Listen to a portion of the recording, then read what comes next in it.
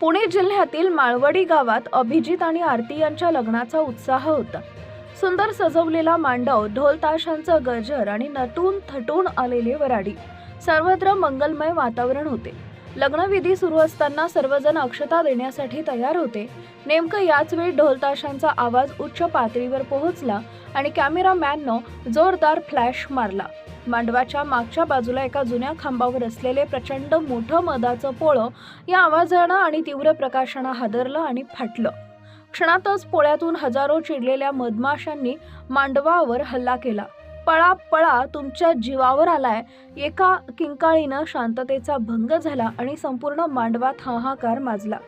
लोक भीतीनं सैरावैरा धावू लागले. खुर्च्या उलटल्या, जेवणाचं ताट खाली पडले आणि गोंधळ वाढला. अनेकांच्या अंगावर मधमाशांनी दंश केल्यानं वेदना आणि भीतीमुळे लोक विहळत होते.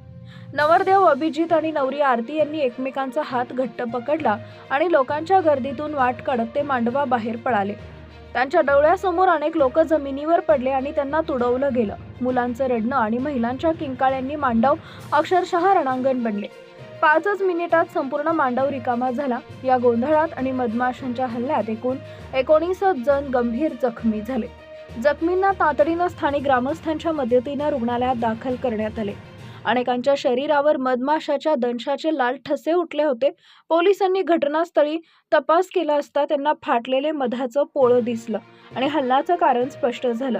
केवळ ढोल ताशांचा आवाज आणि फ्लॅश लाईटमुळे चिडलेल्या मधमाशांनी केलेल्या या अनपेक्षित हल्ल्यामुळे लग्नाचा आनंद क्षणात भीतीत बदलला. हा विवाह सोहळा या वराडींसाठी आयुष्यभर लक्षात राहणारा एक भयानक अनुभव ठरला.